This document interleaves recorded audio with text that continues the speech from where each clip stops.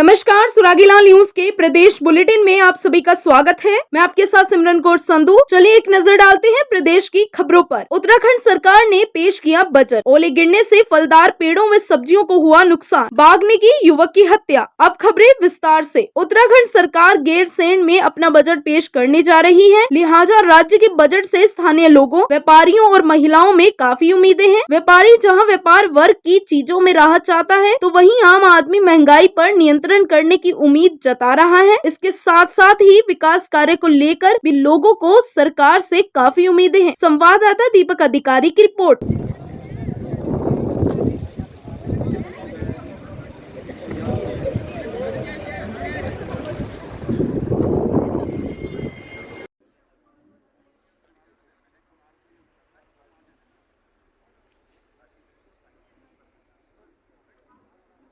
मैं तो ये जो बजट सब गैरसैंण में करवा रहे हैं, ये सरासर सरकार की बेवकूफ़ी है।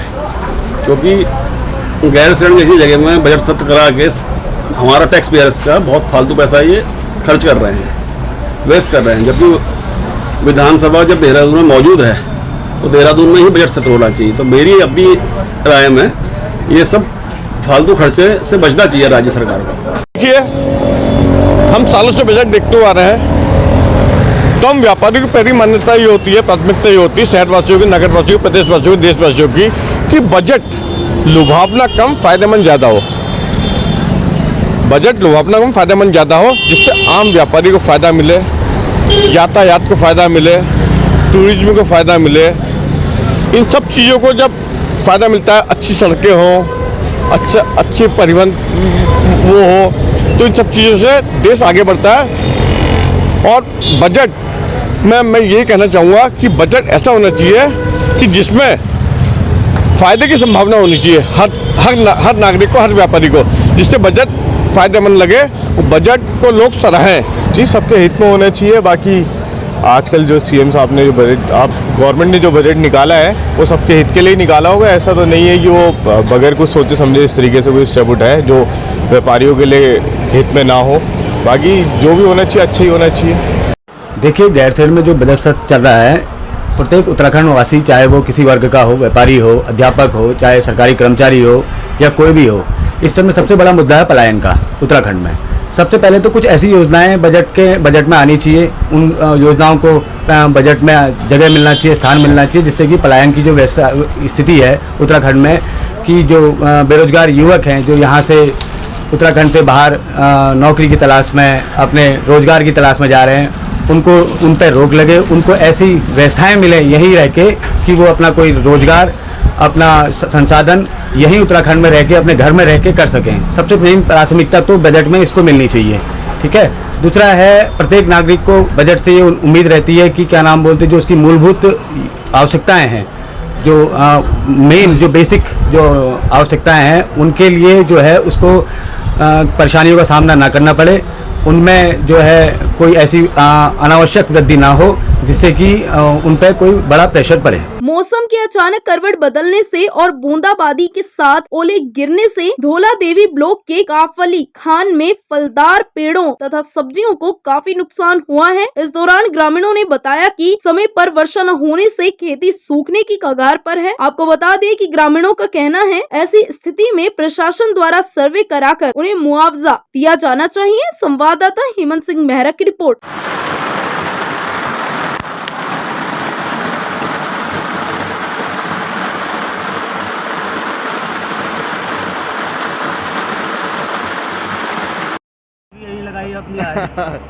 ये देख सकते हैं आप, एक एक फीट तक ओले वृष्टि, पूरी फसल यहाँ चौपट हो चुकी है। प्रकृति का कहर यहाँ पर देखने को मिल रहा है आप लोगों को।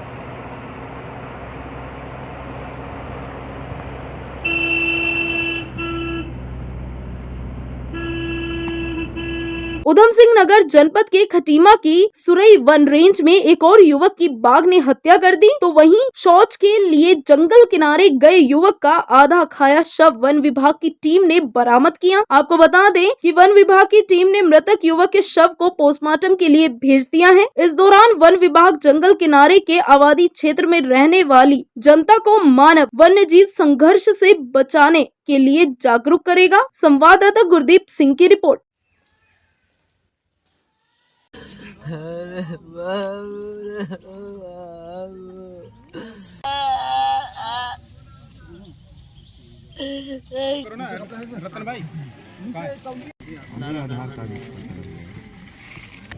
तराईपुरी वन प्रभाग के अंतर्गत खटीमा में सुरई रेंज में आज सुबह जो है एक झाऊ बरसा गांव में एक 25 वर्षीय युवक की जो है वाइल्ड लाइफ में और संभवतः जो है बाघ ने जो है उसको किल किया है।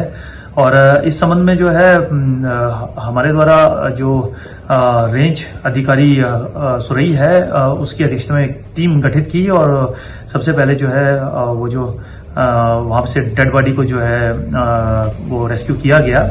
अभी जो फैमिली है विक्टिम की डेथ हुई है उन्हें 30% जो धनराशि जो है वो कल दी जाएगी अग्रिम के रूप में, और उसके बाद 4 लाख की धनराशि जो है वो फाइनल जो पोस्टमार्टम रिपोर्ट है उसके आने के बाद दी जाएगी। इस क्षेत्र में जो है वन क्षेत्र अधिकारी सुरई को गश्त बढ़ाने के जो है वो निर्देश दिए गए हैं और इसमें जो है कैमरा ट्रैप्स लगाने के भी निर्देश दिए गए हैं एवं ग्रामीणों के साथ गोष्ठियां कर जो है ग्रामीण बहुत सुबह और शाम को जंगल की ओर न जाएं, इस संबंध में भी जो है गोष्ठियां की जाएंगी। इस संबंध में जो है उनको अवेयर किया जाएगा। अगर आप हार्ट के मरीज हैं तो आपको अब बड़े शहरों में भटकने की जरूरत नहीं है, क्योंकि हल्द्वानी में अब जटिल से जटिल ऑपरेशन भी संभव है। आपको बता दें कि ऑस्ट्रेलिया से हार्ट विशेषज्ञ डॉक्टर सुधीर राठौड़ मुखानी में स्थित साई हॉस्पिटल में अपनी सेवाएं दे रहे हैं। इस दौरान वे मरीजों की हार्ट सर्जरी करेंगे। ऐसे में हार्ट के मरीजों के लिए यह एक अच्छी खबर है। डॉक्टर सुधीर राठौड़ अलग अलग विधि से हार्ट की सर्जरी करने में जाने माने अनुभवी चिकित्सक होने के साथ ही वर्तमान में ऑस्ट्रेलिया के एक बड़े हार्ट इंस्टीट्यूट में कार्य कर रहे हैं। संवाददाता दीपक अधिकारी की रिपोर्ट। तो उनको आपको लोकल सपोर्ट करके कहीं भेजना होता है, तो स्किल की बात है, टीम वर्क की बात है और एक हार्ट टीम होता है। मतलब हम लोग यहाँ पर क्योंकि हमारा NABH हॉस्पिटल है तो इस बीच में जो भी जितने भी हमारे जो पेशेंट्स हैं जिनके पास आयुष्मान कार्ड है उनको हम ये सुविधाएं दे रहे हैं। उनकी हम एंजियोप्लास्टी कर रहे हैं अगर उनको ये रोग है तो।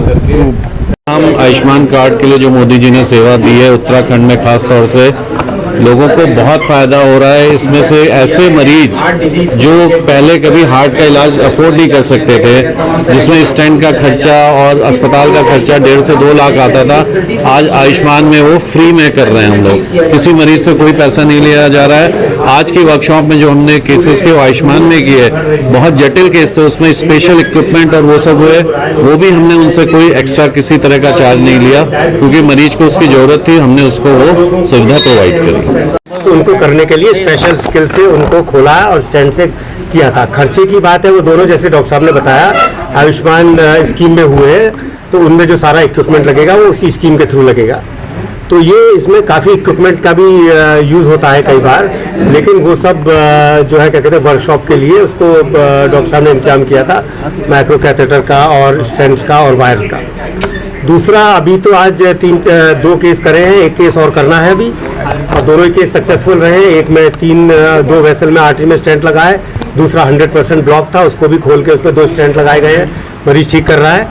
और अब हम लोग बात कर रहे हैं कि कुछ 2-3 महीने के अंतर पर 2-3 दिन के लिए आके कुछ जो जटिल कोरोनरी आर्टरी के केस हैं जिनमें कि तीनों नसें ब्लॉक होती हैं, बाईपास नहीं हो सकता है या 100% ब्लॉकेज होती है जिससे मरीज को फ़ायदा हो सकता है, तो उसको पहले वीडियो लिंक से डिस्कशन करके पेशेंट को इन्वॉल्व करके रिश्तेदार को, और फिर कुछ केसेस इस तरह हम लोग करने की कोशिश करेंगे जिससे मरीज का बेहतरी हो सके और मरीज का के फायदे का काम हो सके यहीं पर। Krishna mehndi and tattoo centre ऐसी मेहंदी जो है कॉर्बे तक मशहूर, अब आपके अपने शहर में SRS मॉल में आपकी सेवा के लिए है तत्पर। तो आप भी आइए और सेवा का मौका दीजिए। उत्तराखंड विद्यालय शिक्षा परिषद बोर्ड की 10वीं और 12वीं की परीक्षाएं शुरू होने जा रही हैं। परीक्षाओं को नकल विहीन बनाने के लिए शिक्षा परिषद ने पूरी तैयारियां कर ली हैं। आपको बता दें कि यह परीक्षाएं 16 मार्च से शुरू होकर 6 अप्रैल तक चलेंगी और इस बार हाई स्कूल में जहां 1,32,115 परीक्षार्थी शामिल होंगे। ऐसा पहली बार हो रहा है कि हाई स्कूल और इंटरमीडिएट की परीक्षाएं एक साथ होंगी। संवाददाता कैलाश सोहेल की रिपोर्ट।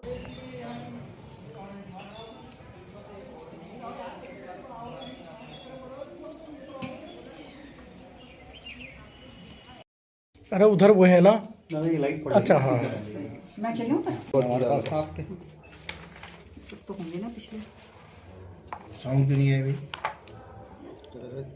ये निकालिए। कल से उत्तराखंड बोर्ड की परीक्षा शुरू हो रही है और ये परीक्षा हमारी एक पाली में होंगी। हमारे पूरे प्रदेश में 1253 परीक्षा केंद्र बने हुए हैं, जिनमें 198 केंद्र संवेदनशील हैं और अति संवेदनशील केंद्र 15 हैं। हाई स्कूल में 1,32,115 परीक्षार्थी सम्मिलित हो रहे हैं और इंटरमीडिएट में 1,27,324 परीक्षार्थी सम्मिलित हो रहे हैं। पौड़ी जिले में सबसे अधिक परीक्षा केंद्र बने हैं 136 और चंपावत में 39 परीक्षा केंद्र हैं, जो कि सबसे कम है। पूरे प्रदेश में प्रत्येक केंद्र पर शांतिपूर्ण ढंग से परीक्षा संपन्न हो, इसके लिए हमने मुख्य शिक्षा अधिकारियों को सभी आवश्यक निर्देश दे दिए हैं। महानिदेशक विद्यालय शिक्षा, निदेशक माध्यमिक अकादमिक, निदेशक आर्ट तथा दोनों मंडल के अपर निदेशकों के नेतृत्व में सचल दल बनाए गए हैं। बोर्ड स्तर पर भी 3 सचल दलों का गठन किया गया है। मुख्य शिक्षा अधिकारियों के द्वारा भी अपने अपने जिलों में सचल दल बनाए गए हैं, जो कि प्रत्येक परीक्षा केंद्र पे सुरक्षा व्यवस्था तथा अन्य सभी तैयारियों का जायजा लेंगे। पूरे प्रदेश में शांतिपूर्ण ढंग से परीक्षा संपन्न हो, इसके लिए सभी व्यवस्थाएं दुरुस्त की गई हैं और परीक्षा केंद्रों पर मोबाइल, कोई भी इलेक्ट्रॉनिक उपकरण तथा मुद्रित सामग्री ले जाने के लिए पूरी तरह प्रतिबंध है। परीक्षा केंद्रों की ड्यूटी में लगे कार्मिक भी परीक्षा केंद्रों पर मोबाइल नहीं ले जा पाएंगे तथा जिला प्रशासन से निवेदन किया गया है कि अति संवेदनशील परीक्षा केंद्रों पर पर्याप्त सुरक्षा व्यवस्था की जाए, ऐसा उनसे निवेदन किया गया है। उत्तराखंड बोर्ड पूरे प्रदेश में शांतिपूर्ण ढंग से नकल विहीन परीक्षा कराने के लिए पूरी तरह से तैयार है। ये परीक्षा एक पाली में संपन्न होगी। हिंदी का पेपर इंटरव्यू। जसपुर कोतवाली क्षेत्र के गांव गुल्लर गोजी में फरार आरोपी प्रधान पति के खिलाफ 25,000 का इनाम घोषित किया गया है, जिसकी तलाश में पुलिस जुटी हुई है। आपको बता दें कि जसपुर के गांव गुल्लर गोजी के पूर्व प्रधान और वर्तमान में प्रधान पति इनीम अहमद एक मुकदमे में फरार चल रहे हैं। कुछ दिन पहले पुलिस द्वारा 82 की कार्यवाही के तहत गाँव में मुनादी भी कराई गई थी, जिसके बाद अब वरिष्ठ पुलिस अधीक्षक उधम सिंह नगर द्वारा आरोपी नईम अहमद पर 25,000 का इनाम घोषित किया है। इस दौरान क्षेत्राधिकारी वंदना वर्मा ने बताया कि शातिर अपराधियों के खिलाफ लगातार अभियान चलाया जा रहा है। संवाददाता दीपक चौहान की रिपोर्ट।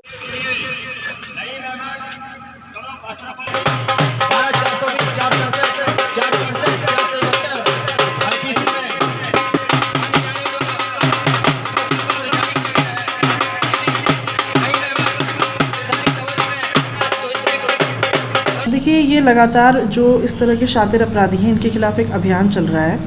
ये नईम अहमद हैं जो कि वर्ष 2014 में ग्राम प्रधान थे। 2018 में इनके विरुद्ध एक शिकायत हुई थी, जिसमें ये बताया गया था कि फर्जी दस्तावेज़ों के आधार पर इन्होंने प्रधान पद प्राप्त किया है। उस पर तत्कालीन पटवारी ने इनके खिलाफ मुकदमा भी लिखवाया था, लेकिन माननीय न्यायालय से इन्होंने उस मुकदमे को क्वैश करवा लिया था। इसके साथ ही माननीय न्यायालय ने जिलाधिकारी महोदय को एक कमेटी गठित करके इस प्रकरण की जांच कराने के निर्देश दिए थे। उस जांच रिपोर्ट के आधार पर इसमें ये तथ्य प्रकाश में आए कि जो आरोप लगाए गए थे वे सभी सच हैं और उसके आधार पर इसमें अब एक मुकदमा जसपुर थाने में पंजीकृत हुआ है 420 के अंतर्गत। उस मुकदमे के पंजीकृत होने के बाद से ही नईम अहमद लगातार फरार चल रहा है। कई दबिशें पुलिस के द्वारा इसके विरुद्ध दी गई, परंतु ये गिरफ्तार नहीं हो पाया। इसके बाद इसके खिलाफ वारंट NBW निकाला गया और उसके बाद इसकी 82 की कार्रवाई भी की गई है, मुनादी भी की जा चुकी है। इसके बाद इस पर अब 25,000 का इनाम SSP महोदय के द्वारा किया गया है। इसकी तलाश में सभी टीमें हमारी दबिशें दे रही हैं। SOG की टीम भी इसमें लगी हुई है और जल्द ही इसकी गिरफ्तारी कर ली जाएगी।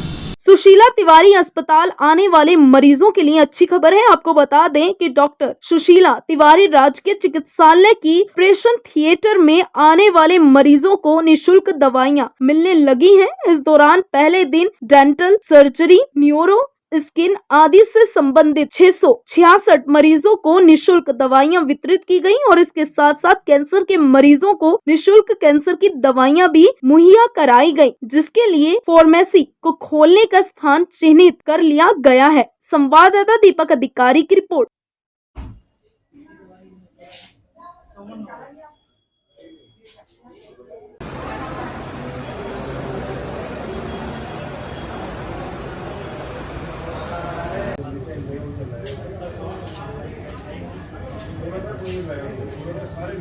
अभी जो 14 तारीख से हमने उसमें दवा का वितरण शुरू करा है। हमने इसमें करीबन अभी 50 दवा के आसपास है जो कॉमनली यूज ड्रग्स होती है। अभी तो वो ज़्यादा ब्रॉड बेस हो रखी है। धीरे धीरे और टेंडर भी गए हैं उनके, जो वो दवाएं और मंगाई जाएंगी, जैसे उनकी जो संख्या बढ़ेगी वो करेंगे और उनको मरीजों को जो ले जा सकें। और इसके बाद अगले हफ्ते से कुछ कैंसर वाली दवा की कोशिश करेंगे।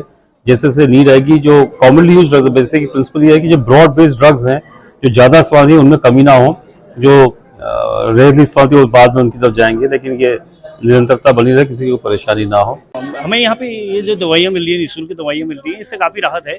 जैसे हम बाहर से दवाई लेते थे वो भी कम से कम 4-5 हज़ार रुपये पे करना पड़ता था, उससे हमें काफ़ी बेहतर, और लाइन की भी कम से कम लाइन भी है और सुविधा भी काफ़ी है, काफ़ी हद तक ठीक है हमारे लिए।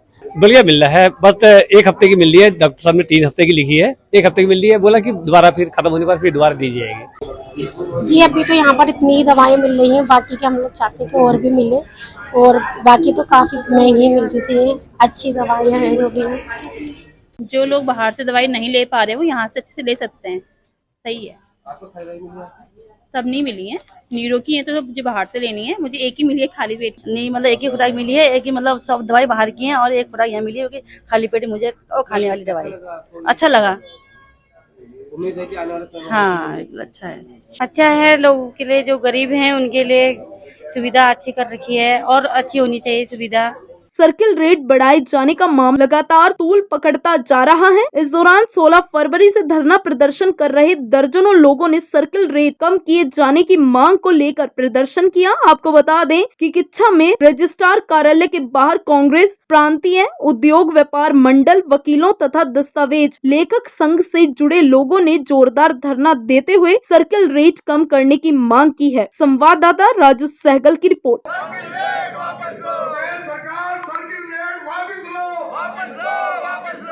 प्रशासन सर्किल रेट वापस लो, वापस लो, वापस लो। जनता के साथ न्याय करो, न्याय करो, न्याय करो। जनता के साथ न्याय करो, न्याय करो, न्याय करो। साथियों को भी बहुत बहुत धन्यवाद। मैं कह रहा था कि ये तो ना तो तर्क संगत है और ना ही न्यायपूर्ण है, क्योंकि किसी चीज को भी आप 2.5-3 गुना बढ़ा दो। आपने सर्किल रेट बढ़ा दिए, क्या इससे प्रति व्यक्ति आय बढ़ जाएगी? जैसा आज अखबार में आ रहा था कि आज 2,75,000 नहीं होने देंगे, नहीं होने देंगे। शिक्षा के ऊपर अन्याय नहीं होने देंगे, नहीं होने देंगे। शिक्षा के ऊपर अन्याय नहीं होने देंगे, नहीं होने देंगे। रजिस्ट्री का दाम कम।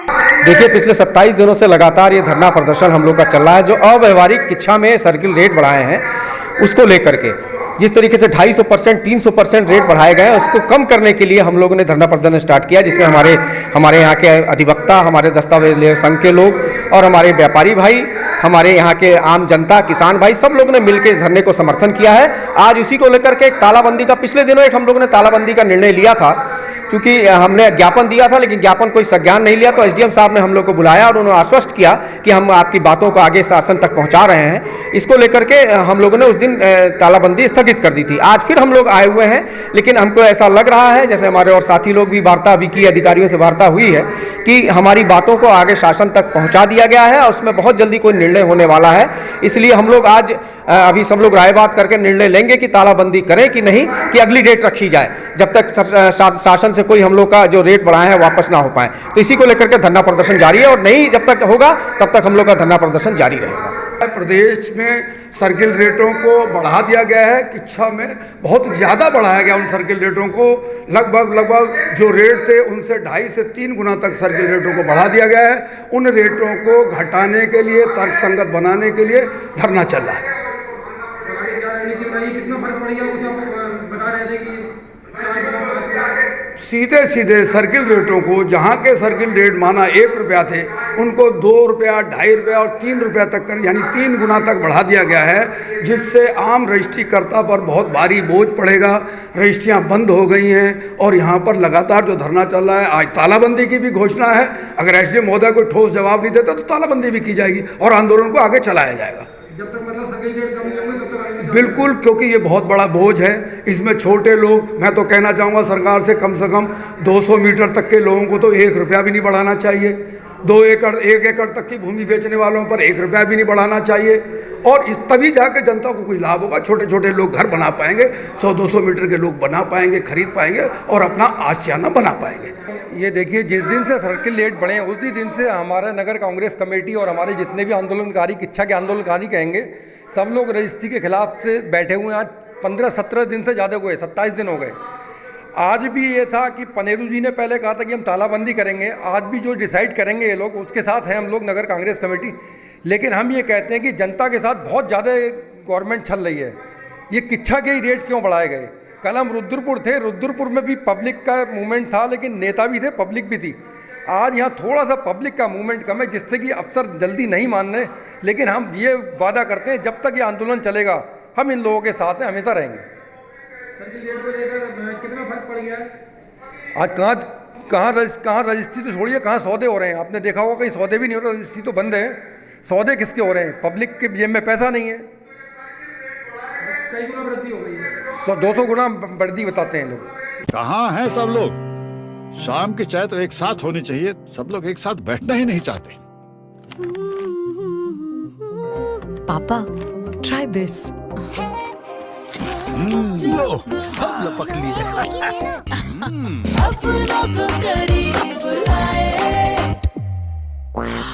ये क्या हाल कर दिया है रूम का? बस कल से चाय?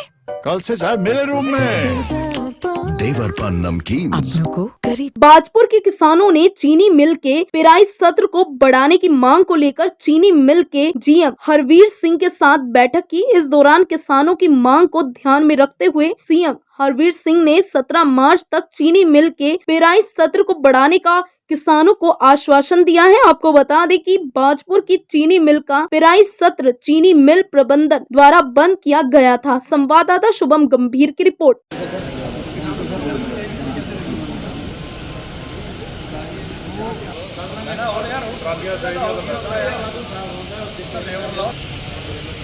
आज हम यह सारे किसान इसलिए एकत्रित हुए क्योंकि ये फैक्ट्री बंद कर दी गई है, लेकिन किसानों ने विशेष आग्रह किया कि अभी क्षेत्र में करीब 60-70 हज़ार कुंटल गन्ना जो है शेष पड़ा हुआ है।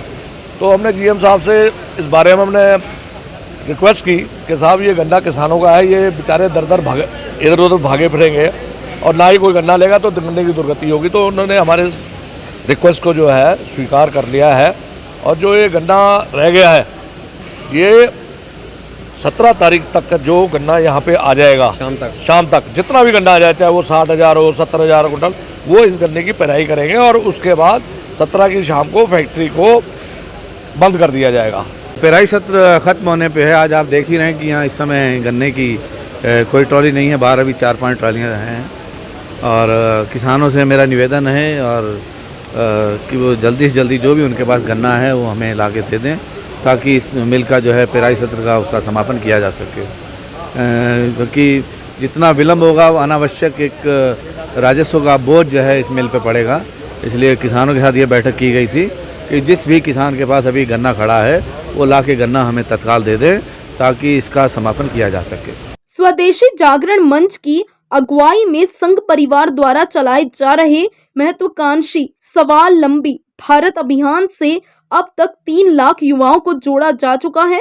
अब तक इसके तहत 600 जिलों में 2000 से अधिक सम्मेलन आयोजित किए जा चुके हैं और इसी तरह देश के 65 जिलों में रोजगार सर्जन केंद्र भी खोले गए हैं। आपको बता दें कि इन केंद्रों को देश के शिक्षण संस्थानों तक भी लेकर जाया जाएगा। संवाददाता दुर्गेश तिवारी की रिपोर्ट।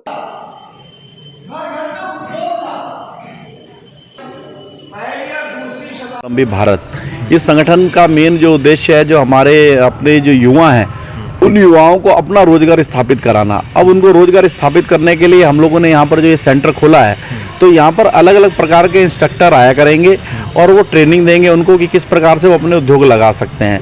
इस स्थान से हम उनको ये ट्रेनिंग भी देंगे और इसके अलावा उनको कैसे लोन मिलना है, कैसे अपना उद्योग शुरू करने हैं, चाहे वो छोटा काम हो या बड़ा काम करना हो, उसकी पूरी मदद हम यहाँ से करेंगे। अभी आप देख रहे हैं कि पूरी भारतीय जनता पार्टी और पूरी हमारी जो सरकार है उसका पूरा फोकस स्वावलंबी भारत पे है। अभी हमारे देश के प्रधानमंत्री ने भी इस बजट के अंदर जो प्रधानमंत्री विश्वकर्मा कौशल योजना के नाम से इसमें बजट रखा है।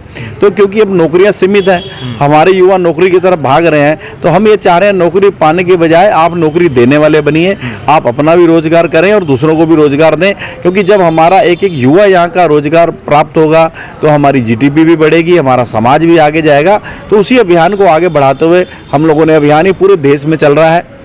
इसमें हमारे सारे अनुशासित संगठन लगे हुए हैं, चाहे वो एबीवीपी हो, चाहे वो हमारे आरएसएस हो, सारे संगठन के लोग इसमें लगे हैं और इसको हम लोग कार्यक्रम को आगे बढ़ा रहे हैं ताकि यहाँ के जो युवा हैं उनको हम लोग ट्रेनिंग दे सकें, सही प्लेटफॉर्म दे सकें और उनको रोजगार दिलवा सकें। नेशनल हाईवे 74 से लगती सीमा ज्वेलर्स में देर रात अज्ञात चोरों ने धावा बोलते हुए लाखों के माल में हाथ साफ कर दिया। चोरों की करतूत सीसीटीवी कैमरे में कैद हुई है। आपको बता दें कि किच्छा रुद्रपुर नेशनल हाईवे में देर रात अज्ञात चोरों ने एक ज्वेलरी शॉप में सेंध मारकर लाखों के माल पर हाथ साफ कर दिया है। घटना की सूचना पर पहुंची पुलिस ने मामले की जाँच शुरू कर दी है। संवाददाता दुर्गेश तिवारी की रिपोर्ट।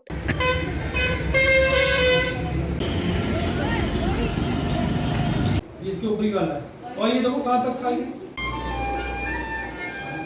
हाँ, शॉप मेरी बधईपुरे में है, सीमा ज्वेलर्स नाम से। और अभी आकलन नहीं लगा सकते क्योंकि अभी देखा ही नहीं गया कि अंदर कितना गया है माल, क्या लेके गए हैं चोर दुकान में से।